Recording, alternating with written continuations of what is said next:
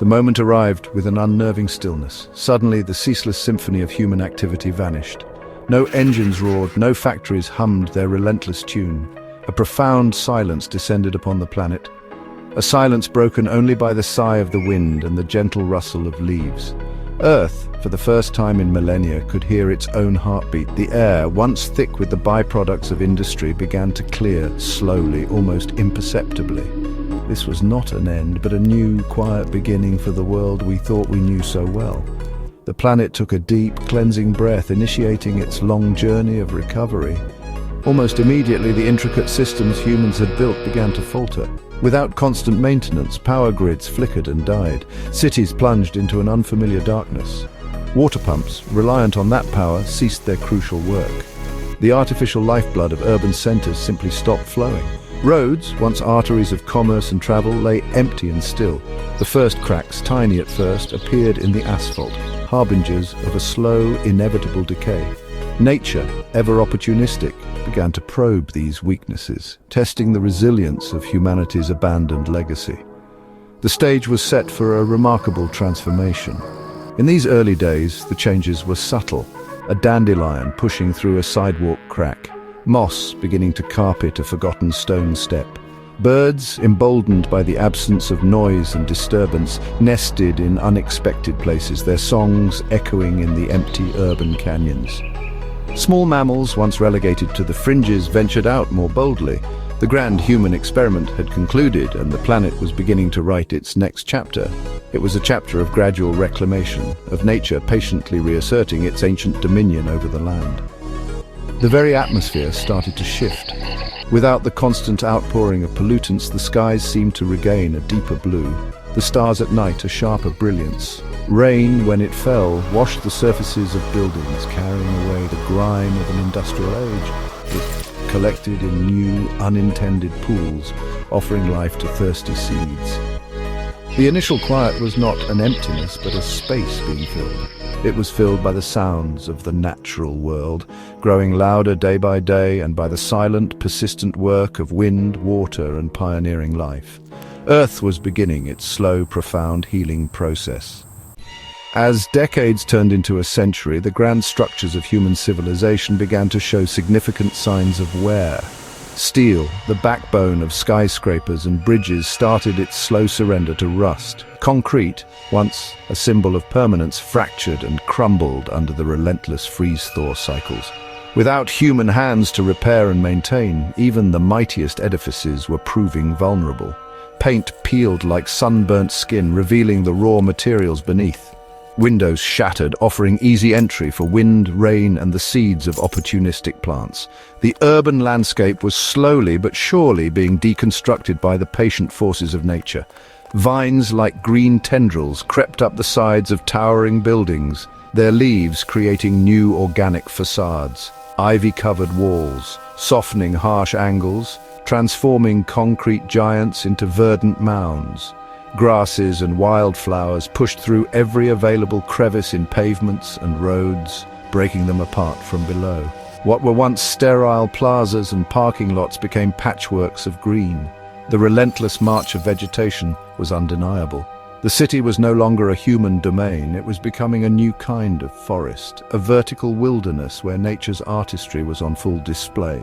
The green tide was rising, reclaiming its territory. Iconic landmarks, once symbols of human achievement, began their slow transformation into picturesque ruins. The Eiffel Tower, its iron latticework now festooned with climbing plants, might stand for centuries, a skeletal monument to a bygone era. The Statue of Liberty, perhaps, would gaze out over a harbor, now teeming with marine life.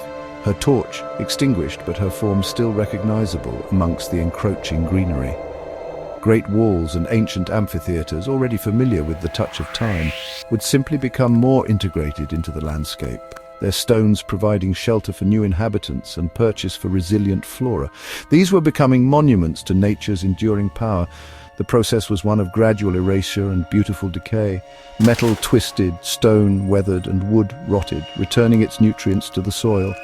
The sharp, clean lines of human design blurred, replaced by the softer, more chaotic patterns of the natural world. Parks, once carefully manicured, exploded into tangled thickets, their boundaries dissolving as they merged with the surrounding reclamation.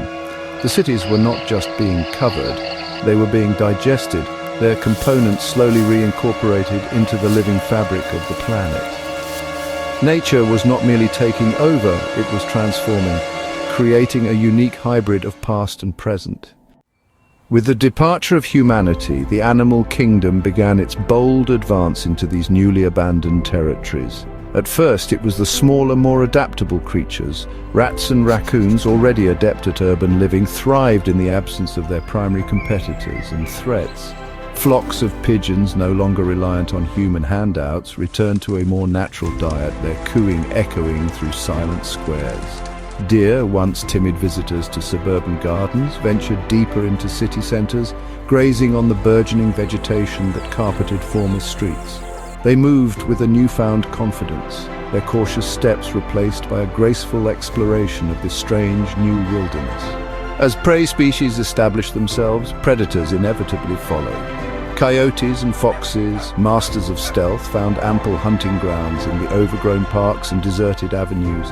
Packs of wild dogs, descendants of abandoned pets, roamed the urban landscapes, their howls a new sound in the night. Birds of prey circled overhead, spotting rodents moving through the tall grasses that now filled boulevards. The intricate dance of predator and prey, once confined to wilder places, was now playing out amidst the decaying remnants of human civilization. The concrete jungle was becoming a true jungle once more, rich with life and its inherent dramas. The very infrastructure designed to control nature began to fail spectacularly, reshaping the land. Rivers, freed from the constraints of dams and straightened channels, started to meander again, carving new paths through former floodplains, sometimes inundating low-lying urban areas.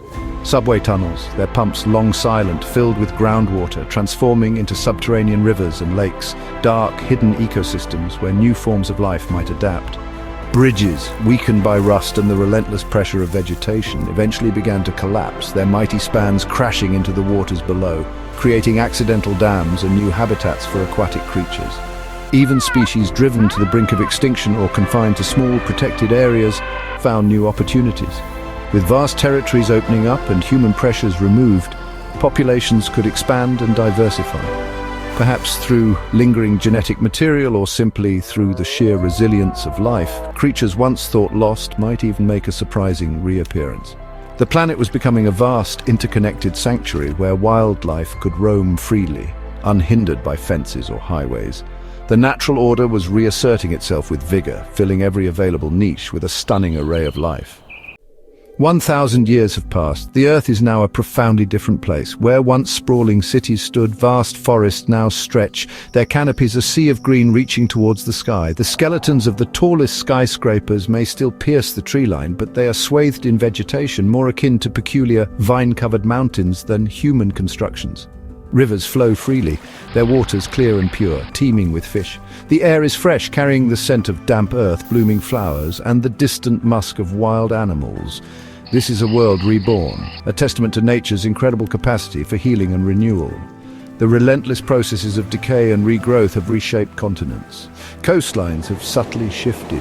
New wetlands have formed where concrete once dominated. Mountain ranges, free from the scars of mining, stand majestic and undisturbed. The sheer biodiversity is staggering. Countless species of plants, insects, birds and mammals thrive in intricate, balanced ecosystems. The sounds are those of the wild, the chorus of birdsong at dawn, the buzzing of insects in the midday heat, the distant call of a predator at dusk. It is a symphony of life played out on a planetary scale, rich and vibrant. Iconic landmarks, if they remain at all, are mere curiosities within this overwhelming wilderness. The pyramids might be almost entirely buried by sand and scrub, their peaks just visible. Great canyons, once spanned by impressive bridges, are now simply vast natural chasms, their rivers flowing untamed below. The memory of humanity is fading, absorbed into the soil, into the trees, into the very fabric of the living world. It is not that humanity has been forgotten, but rather that its impact has been integrated, recycled and transformed into something new, something wilder and perhaps more harmonious. Earth, 1,000 years after humans, is a vibrant sanctuary. It is a world where life, in all its myriad forms, flourishes. The intricate web of connections between species is strong and resilient. The planet has not simply returned to a prehistoric state, it has evolved into a new kind of wilderness, one that carries the faint echoes of a past civilization within its wild heart. It is a peaceful paradise, a dynamic, ever-changing tapestry of wild beauty, a powerful reminder of the enduring strength and majesty of the natural world. The planet breathes, wild and free,